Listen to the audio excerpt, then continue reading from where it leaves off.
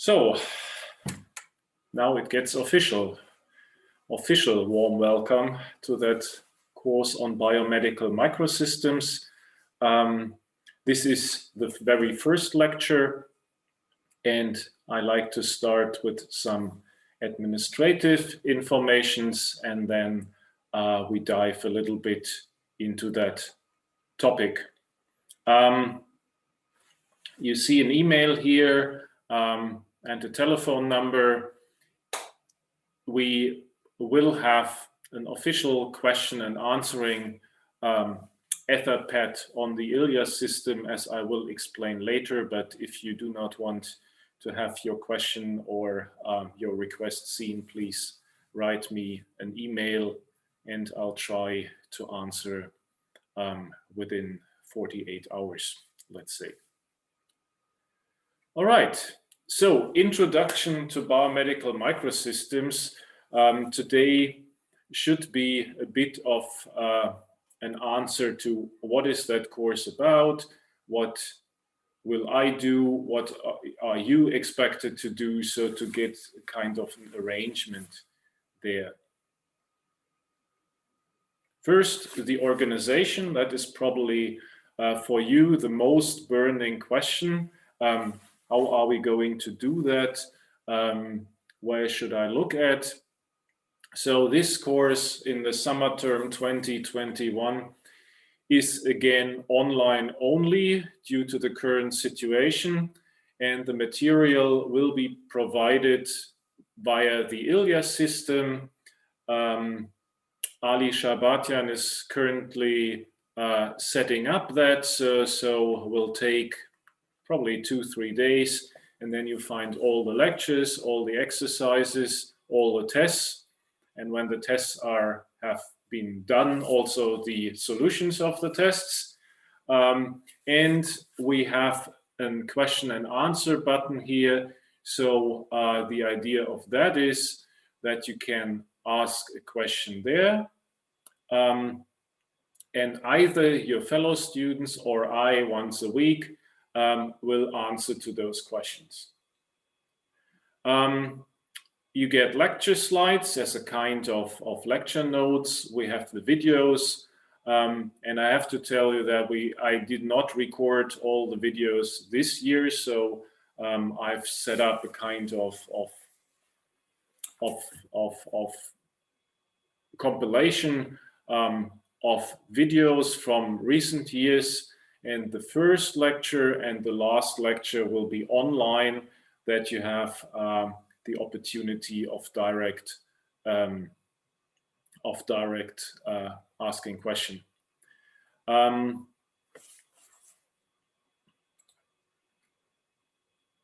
If you have further questions, email us. I'm also happy if you're around here on campus and you say, I've a question on the whole curriculum or whatever. We can also meet for an interview wearing FFP2 masks. That's fine for me. If we could also arrange Zoom meetings if you're off campus or you prefer to have it on a distance. I'm fine with that. Please let me know. So this is the time schedule. Here, I have to press some other buttons here to let persons in.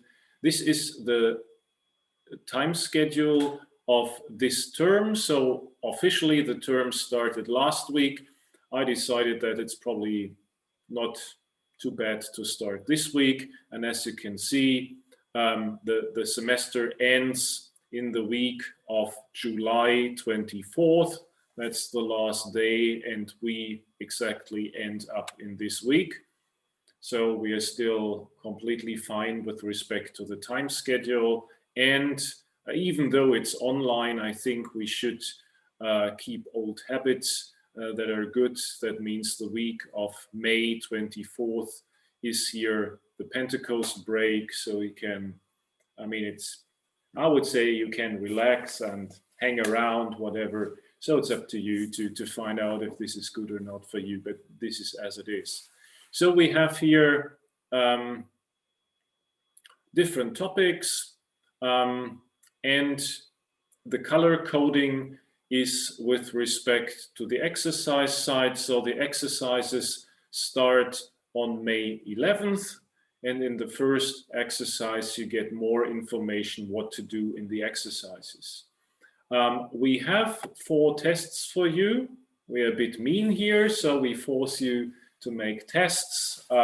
You get questions, and there's a certain time period in which you can respond to the tests and upload them. This is also online.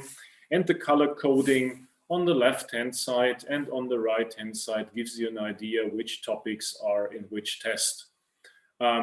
We have here the challenge for you for your short-term memory that we have a break. So that means you still have to remember or to rehearse what has been before the break.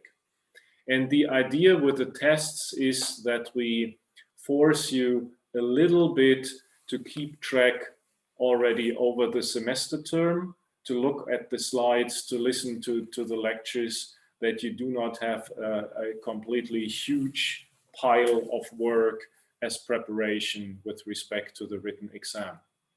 That is the idea. The exam is a written one, about 90 minutes at the end of the term in the examination period. I do not have yet the official dates, but as soon as I have them, I'll let you know. The course is about very diverse topics, and that's probably the largest challenge here, with the idea to give you an insight where are miniaturized technical sensors used in medical devices. And the idea of that course is to show that some things that are used for or have been developed for automotive industry, for example, can be used for medical devices, that harsh environment MEMS in industrial engineering might have similar boundary conditions than medical implants. So really to give you the idea how the different disciplines in engineering cross-fertilize each other and what particular requirements or restrictions in medical engineering are. And we have, or I have, two points of view with that. On one hand, I want to give you an insight what should be done really in medical engineering. That means in devices and applications that go to the human. And on the other hand, to show you a little bit what is done in research, since you're on master's level, you know, what is done in research to make crazy things and what is still to be done to transfer them at least in first in human clinical trials and stuff like that. And with that, we check different topics. Last week will be the most important and the most boring one, to be honest. That is about regulatory affairs. Regulatory affairs means we are here in a restricted area. That means legal entities are watching us when we try to make things to ensure that the devices are safe. That means that they do not harm humans and that the benefits that we have well outweigh the risks that might occur if we use those things. And the attitude towards this field of research, this field of devices, is worldwide similar. And therefore, I will give you an insight what the general ideas behind that are. That means it's a similar thought. There are similar thoughts behind, no matter if you are in Europe, if you are in the US, in Canada, in Australia. Unfortunately, I have to exclude Japan because they have a different legal framework system that is hard to understand for a person who did not grow up in Japan. So sorry for that. This is a little bit excluded, but they also have a very, very strict set of rules. And I name those countries because they have set up a framework of regulations and laws first. And all the other countries worldwide try to stick in general to those frameworks, either more to the European one or more to the US one. And since I'm grown up here in Europe, I'll give you examples on the European one because I know most about that. But in general, if you understand the framework, it's easy to transfer that thought package also into other regulations. Same is true if you would create other safe devices, and safe means either very safe, so safe. That means that airplanes, for example, you have to stick to certain rules, but also in the military application, which is definitely not my field, there are certain rules and regulations to which you have to stick, and therefore I use that medical devices framework as an example for restricted approval and putting things on the market.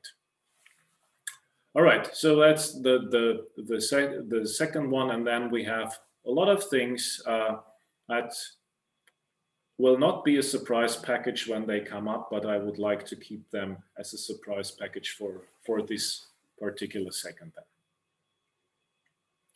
So as said, you will end up with a written examination. Date and modalities will be announced, and the grade that you get is from that written examination only. However, we have those 4 online tests, and you have to pass those tests to complete the module. So the grade of the tests will not be included in the grade of the module, but you have to pass them by answering, well, by getting 50% of all questions that you have been answered. If you get sick or whatever, please approach us either before the test or shortly after the tests. I mean, if you are sick and you know, oh, over the next day will be a test, just send us an email and say, I'm sick, right? And then you can hand in a certificate that you have been sick from your doctor, and we will find a solution. That if we don't hear anything from you, we anticipate that you don't like to write that test, and then it gets a fail for that test. So if you really have a good reason, just approach us in advance and we find a solution and a turnaround.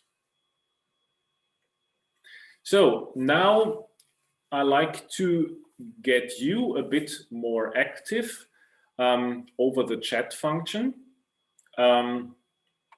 So we have here 4 questions, and I have prepared 4 slides. And let's see if we can use that Zoom chat function probably to get your thoughts together. That would be done more lively in a discussion if we would meet. But let's start. So when you think around so we have those questions: what are biomedical microsystems? What are they good for? How do you think they work? And what are differences to standard microsystems? These are the 4 questions for today. And let's see, do you have ideas? I go out of the presentation mode. Hopefully that works. Here, and if you now give me your chats, I'll put them into that slide, and then we have them all together. So any idea, what are biomedical microsystems? It's not about right or wrong, it's just about sharing ideas.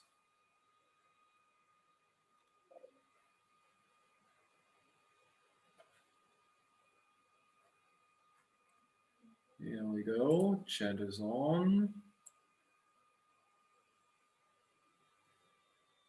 Put it in here. No idea if you see that, but I'll try to copy that around.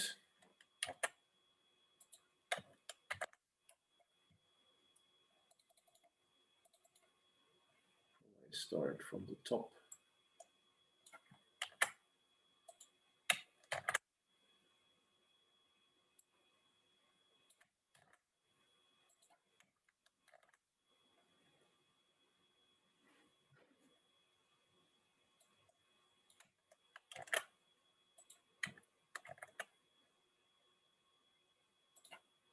Okay, a lot of good ideas. Really excited about that, because normally if I ask that in real, nobody wants to be the first one. That's probably really good with that chat function. So we have a lot of questions here. Probably I do not need to copy them all. You can browse through them by your own. And what you all think, that's something at the interface towards biology and the tissues, in that they are applied in life science and medicine. That's a good topic. I'm on your side. Diagnosis, treatment, impact on human health. Good. So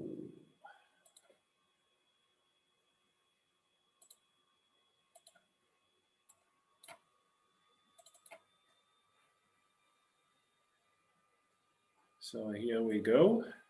I'll put that in later on. So some of you already asked another question. Let's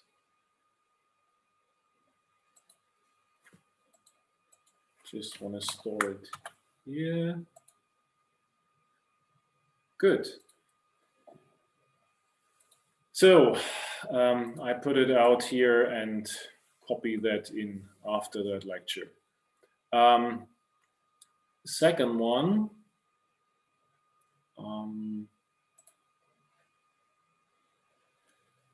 So we already had that, what they are good for. Do I have it here? So what are they good for would be a second run in the chat.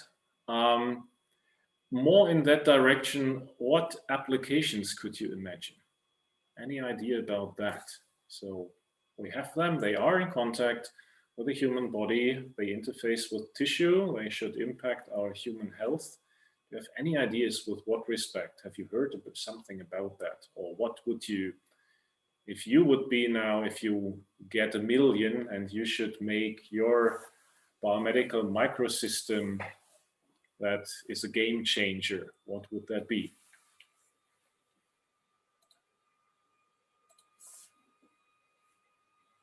So we have here implants, neuroprobes, improving the weakened or lost functions of the human body, biofeedback devices, yeah.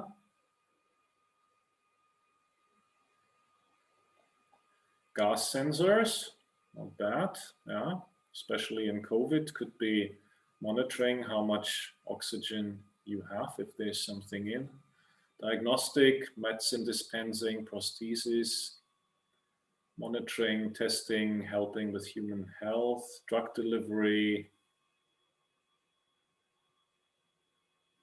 human model, yeah, that goes towards digital twins. That's really very future oriented. Electrochemical oxygen sensors recording brain signals. Yeah, a lot of cool things. Brain-computer interfaces.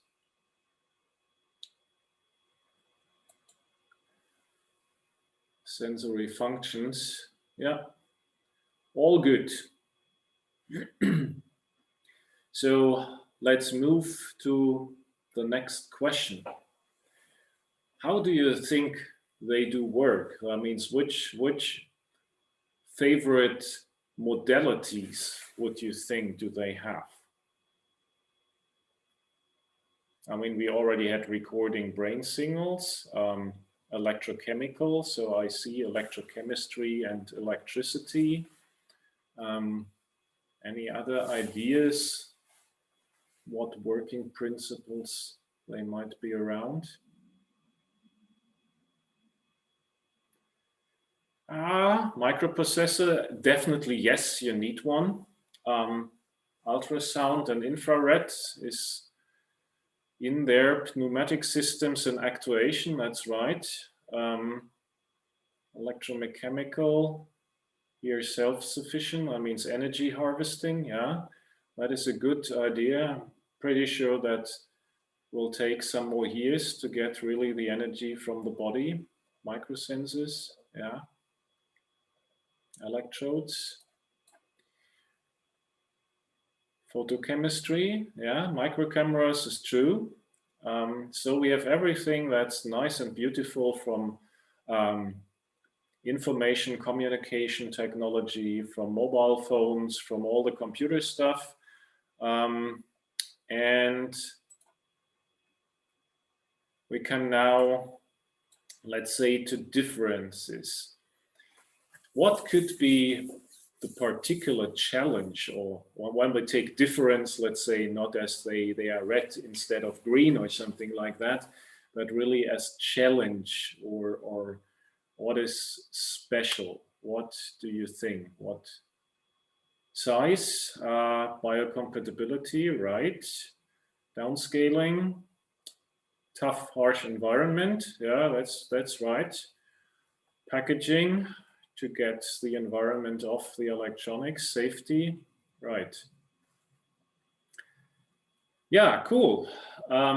Really love that chat function. That's much more interactive than sitting in a room and asking students. So normal microsystems deal with machines, but our medical microsystems work with humans. That's right. It's about precision, but it's also about reliability, and power efficiency is also true. That's one important thing, and I want to tell you a story on that. I sometimes, when I'm on conference committees and I have to review papers, and people come up and they say, you know, I've a really cool algorithm, and that algorithm has a precision of 90%. That sounds awesome, right? 90% is really something. I always try to make a mind on that. And if you would say, well, this algorithm controls an arm prosthesis or a leg prosthesis, for example, and 90% would mean if you drink, and I'm really a coffee drinker. I drink too much coffee over a day. Imagine you would drink hot coffee, hot tea, hot water. Hot water is probably more healthy, but nevertheless, that would mean a precision of 90% that you would spill every 10th cup over your legs or arms or somewhere else.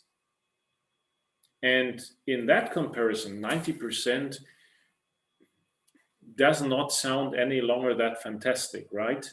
If you would say and you could say, well, I don't drink that much coffee, I only drink 2 cups of coffee a day, for example, but that would mean that you would at least once a week spill a hot mug of coffee over your legs.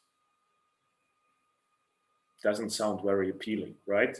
So in medical devices, you really have to be much more above 90%. So colleagues from industry told me they go beyond 99%. And that's really a challenge.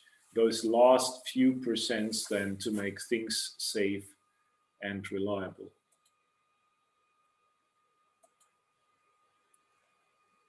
Oops, that was the wrong button.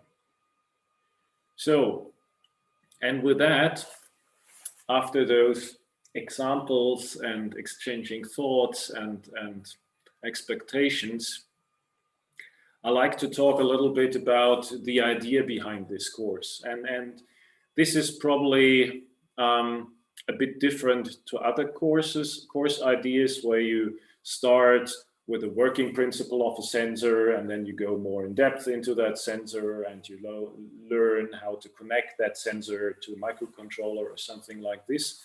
Here, I want to present many pieces of the puzzle that have the same big picture in mind. And this is, the big picture is, how can I design and develop technical devices that are assistive or in diagnosis, treatment, and rehabilitation. So really tools in the health industry. And the idea is to show what the sensors have to do or what boundary conditions we have to face in contact with the humans. And we always start, or I start with an explanation of the general concept beneath. Might that be the disease or the idea behind that? And then we dive into the anatomical and physiological context. That is difficult. That's probably a bit less difficult for the persons who are coming from the neuroscience program. That's a little bit more difficult for the persons from the microsystems program. But I think it's an important thing to understand what are the target specifications and what are the requirements that we have. And if we understand the requirements, we can better select specifications of a technical device. So that's my deep belief. If you just get a list of target specifications, I'm pretty sure you will make an awesome technical device, and I'm also pretty sure it will not work in that context. You know, if you just know, I have to resolve one millibar of pressure, it should be 3 by 4 centimeters at largest, and it should work every 3 seconds, you know? But then you might come in situations where you have to prioritize one parameter over the other. And in this context, it's so important to understand what you really need. Probably you can go back to your physician, say, come on, you don't need every 3rd second a value. I give you something that is half the size and you can measure every 5th second.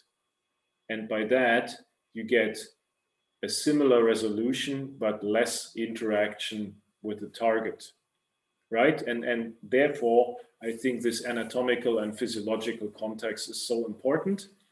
Since I'm an engineer by education, I'll keep that always on an engineering perspective. That means it's not really on everything of that, but those aspects that are important to my respect in the context with sensors and technical devices. And then we come to the technical system in detail.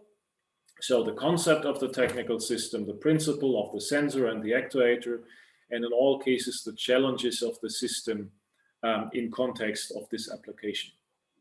So things, when we come, for example, to pressure sensors, we could say, well, why not taking those that are in most of modern middle-class cars, where you have a wireless pressure sensor in your tires, that you know if you still have enough air into the wheels of the car, right?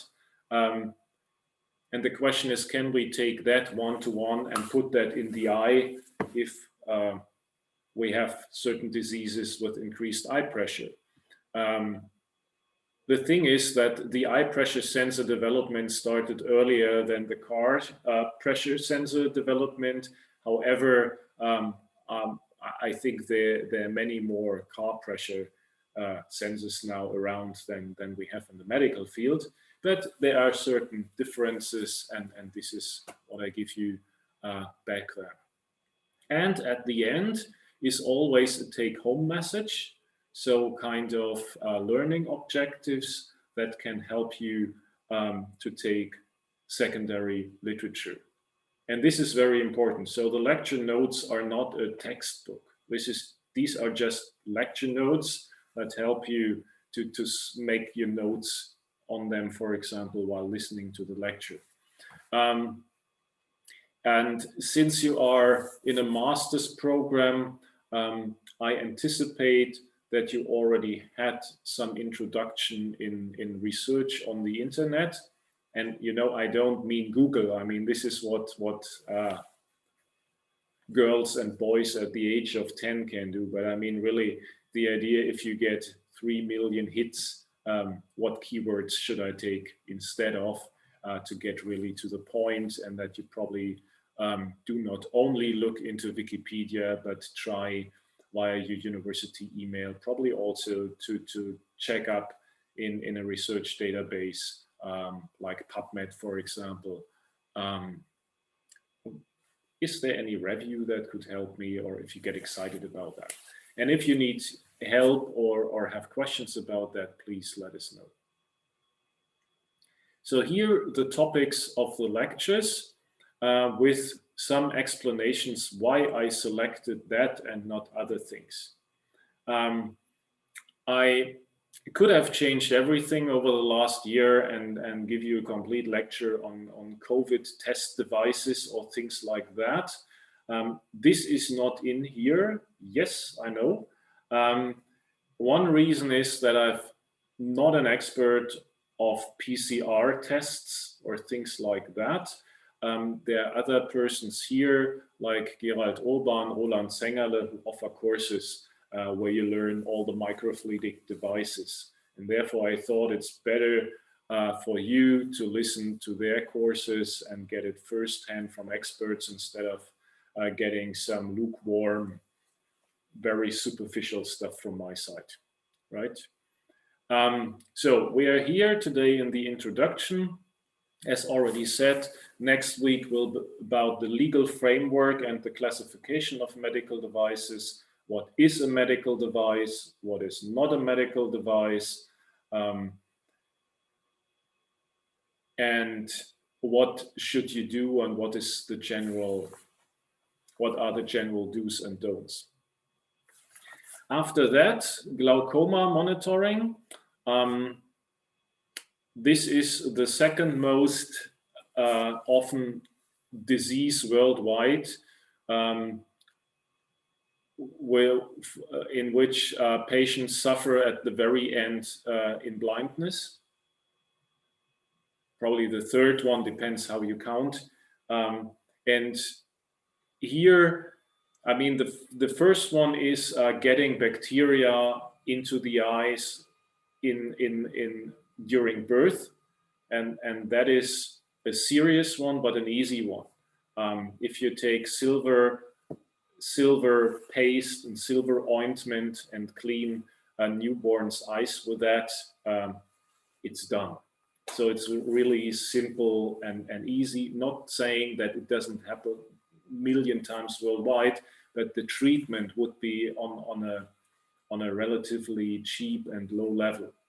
The second one is cataract. In the course of getting old, your lens gets opaque in the eye and you lose sight. Very serious thing, but there's a good treatment for that. So you can replace the lens in the eye, get a new one, a technical one, and you see again. So that's relatively easy. Here with glaucoma, the third one, it's that you have overpressure in the eye, and depending on your genetic background, you're more or less prone to that. There are regions in the world where people live more or less healthy, but they are more prone to this increased eye pressure than in other regions of the world. And therefore, it could be also good to have something here to be able to monitor that on a regular basis and to support treatments. So, and then people could say, oh, come on, this is Thomas Stieglitz's very private hobby, those neural implants, and you're completely right. That's my research topic where I burn most for. But I think it's important to share some thoughts with you about that because it's getting more and more popular worldwide. Some of you might have stumbled over Elon Musk's latest press release that he has a monkey that plays brain pong with implants. And since we are here in a microsystems department, I like to share those two things. Vision implants are mainly based on flexible probes, and that means this lecture on neural implants to restore vision could also be how to use plastic to make an implant. Yeah, and it's more exciting if it's for a vision prosthesis. And that's the reason why I share that with you. The second one, implants to record from the brain, is all about that mind reading, thought control, brain pong thing. And I like to focus in that lecture on silicon as material, where chips are made from, to get you an idea, how can I use that microelectronics based material to make implants? And all the nitty gritty details there, what challenges can arise from that. Afterwards, we go to cardiac pacemakers, the iconic implant as such, now being celebrating its, I guess, 60th anniversary already 2 years ago. The first one was implanted in 59. And what sensors can we integrate there? Another success story, and I'm happy to share with you really the old style information on that. So where did it start from? Is about imaging pills. With the idea, if you have a part of your body, the small intestine, so the guts, means you cannot approach the small intestine with an endoscope from your mouth, and you cannot approach the small intestine with an endoscope from your anus. So what do you do with a part in the middle of your belly? And people came to the idea, oh, let's swallow a camera, and that camera travels through the body and takes pictures and sends data where it is. And then you can triangulate where it is and assign the pictures, and with that you get a movie from a traveling camera through the human body. I'm always a bit lazy, but the reason that I show you the original data from the 2000s is that I want to raise your awareness that it's sometimes quite good to go to the first or really the original publication of a thing. If it gets standard, people do not take care of the fundamentals and basics any longer, because, you know, if you want to drive a car, you do no longer have to learn how a motor works. You just go in, press the ignition button or turn the key, and then you drive, right? And it's similar with those imaging pills that have become now a huge market worldwide. Several companies are selling them. New developments are going on. And I think it's good to go a bit back and look what the challenges are on the pictures of the first one. Then spectroscopy. That means we have here optical sensors to measure the bilirubin of newborns.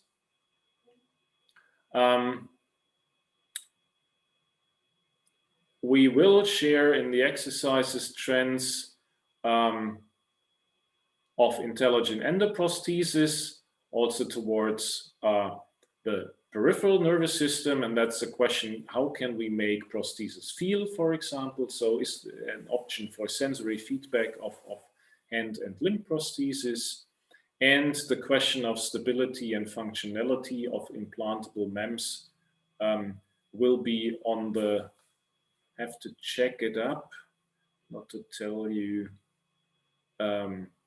crazy things. That's on, it's not in the right order. Sorry for getting you dizzy here. This is about biocompatibility. The question, what is biocompatibility, how to test that, and how does it affect things?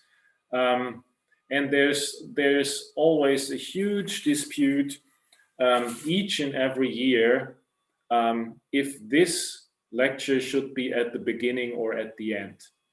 And there are good reasons to give that lecture at the very beginning of the course to show you what could happen, to make you alert. But I decided to give that at the end of the course because there are other good reasons for that. And that is that you already have seen a lot of applications, a lot of failure modes, and you can better understand then how the failure modes and biology is linked together. So there are good reasons for both. So find it out for yourself what you prefer most. And then it comes to packaging and housing, which is not the most appealing or the sexiest research topic on Earth, but it's one of the most important ones when it comes to longevity and reliability. And therefore, I like to share some fundamental concepts and ideas about housing and packaging, and the question how to make it watertight and how to make things such that the body does not eat them up. And then, since you come from different backgrounds, I found out that it would be good to either repeat or to introduce you into data and energy transmission. This is not only for implants, but this is for any device that needs a wireless connection. Might it be your toothbrush or might it be a cardiac pacemaker? And not so many differences from the electrical engineering fundamentals in there. And this is about some do's and don'ts and some fundamental concepts there that wrap up a little bit high school physics and apply it for wireless transmissions. And at the very end, I'm happy to sum everything up and give you the opportunity to ask again questions more or less live. And I give you some examples on the written examination, how it looks like and what we expect and how we interpret our questions and how you should interpret the questions to be on the right page. Good.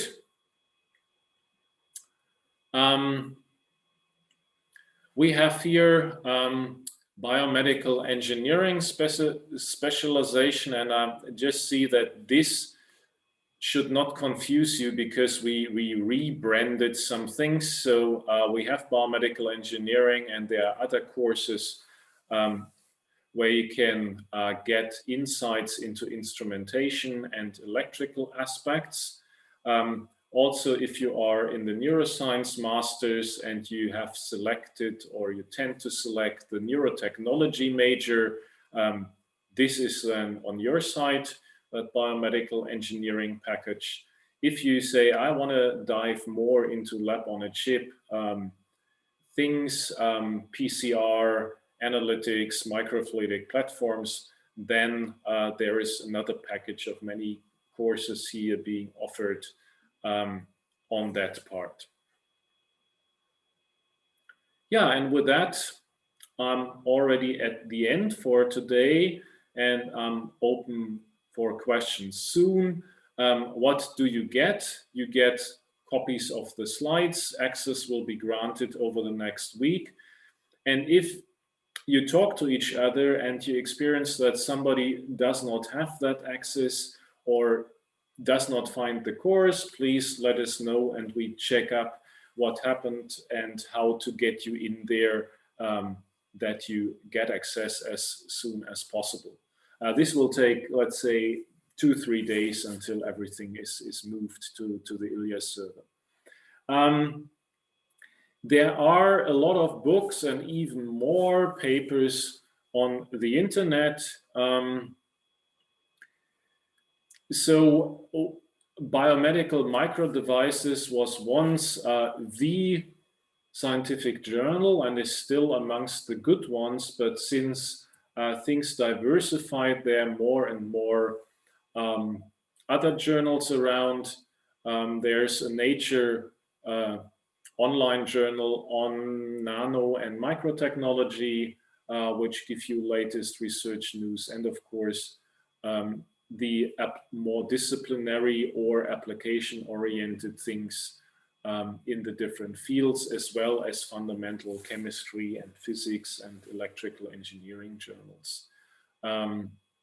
So it's not easy to give you just a link to a particular one. Here you should have, to be honest, I don't know, there has been something going on the last years, access to the journals. You have access to IEEE journals for free over the IEEE Explore with your university account. Springer Nature is for free. We have, just to remind you, we have limited to no access to Elsevier journals, even though they have top-ranked journals there. This is still under negotiation between all universities worldwide, more or less, and the publisher. There are different opinions how much one could ask for access to that. And we're not talking about small money here. That's about in the €1 million per year range, which is currently under negotiation. If you need something, please send a request to our local library here. They are happy to deliver then literature within 24 hours for free to you. All right, and with that, I'm at the end and like to stop sharing the screen. That worked, I guess. And if you have further questions, I cannot see all of you since we are 36 here in the crowd, and that's not enough for my screen. So just unmute, either use the chat function or unmute your, I see something, I'm shortly with you, or just give the question orally. So one question is, could you please explain how exercise session work? Yeah, there are also pre-recorded sessions there about exercise topics. And the first one gives you all the details about the tests. In the tests, we ask some questions and you can download the test and you should send us back the answers within a given time period. I will not deliver hard copies of the script. There was a huge discussion in the last years, hard copy, yes, no. I made a lot of hard copies. If you really want to have one, I'm pretty sure we have some old ones lying here around. So if you just come along, we can hand out one for you. But this year, since we do not know if you are really here on campus or somewhere else, somewhere over the world on campus, we have not printed them out. But if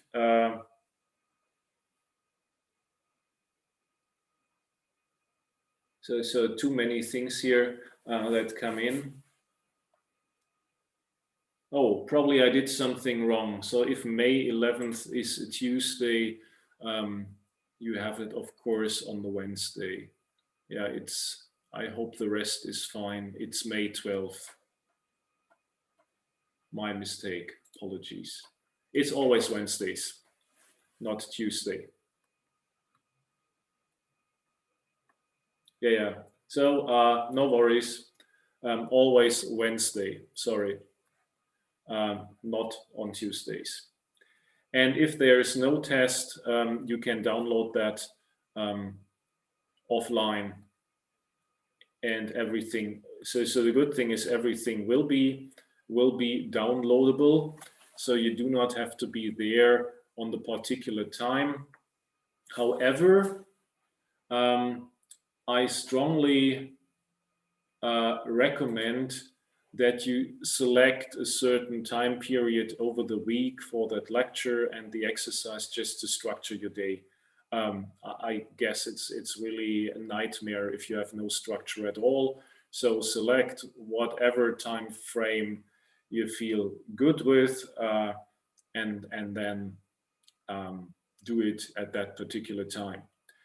Due to feedback we got over the last 2 years, we decided to grant access only shortly before the official date to the slides, so that you don't get 12 recordings at once, but you can download 1 week after the other those recordings, and then listen to them or not. I would recommend to listen to them. Right. All right, so before we upload, I promise that before we upload the slides, I correct May 11th to May 12th.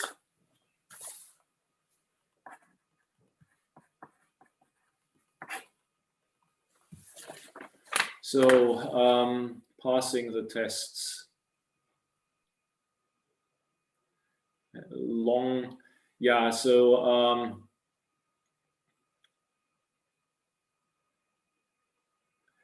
you should pass all the tests.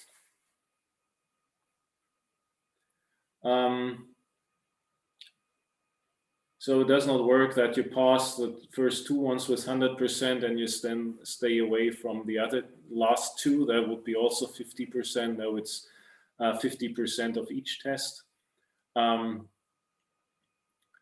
And if you write something down, we do our best to grant you points and that you reach the 50%. If you do not write anything, then it's really hard for us to give you a point to that. But as soon as there is something written down, we try our best to grant you the points. All right. I have a question. Yeah. You have not decided yet when is the final will be the final exam, right? Right. This is something that I do not decide, but this is done in our examination office. That the exams do not collide with each other. Okay. Because like in Hessen one, like you could enroll yourself for the exam, but it does not say when is it the exam. So yeah, I wanted to make sure.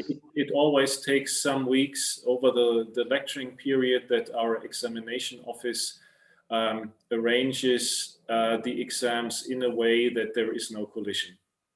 Okay, perfect. So it will take, I don't know how many weeks, but as soon as I know, I let you know. Okay, thanks. And there's, there is an examination time frame for the summer break, and it will be in that period. And then we check out that no collisions are. And if you feel that there is a collision that we have overseen, please let me know, and probably we can find a solution for that. Okay, thanks. Hi, I have a question. Like, are we getting the hard copies of the slides of the lectures? You get, well, you get them as PDF. Okay, okay. So you get the PDF copies plus the recordings. Okay. Thank you.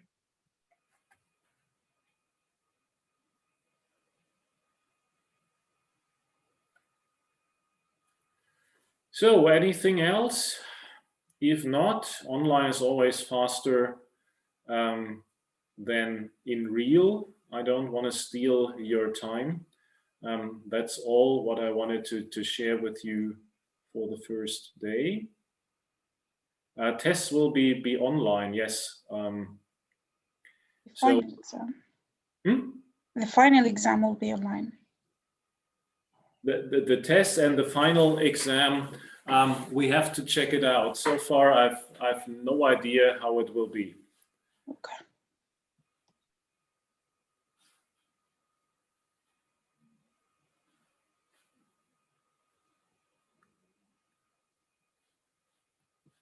I can tell you that we find a solution if you're not in Freiburg and it will be, let's say, in real.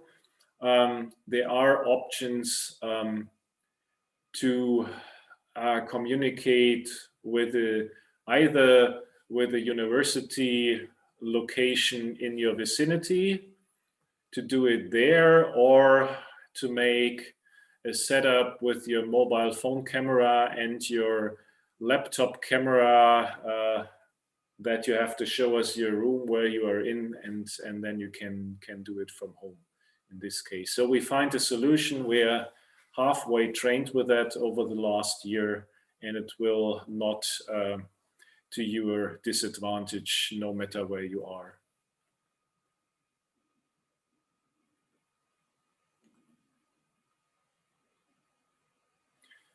All right.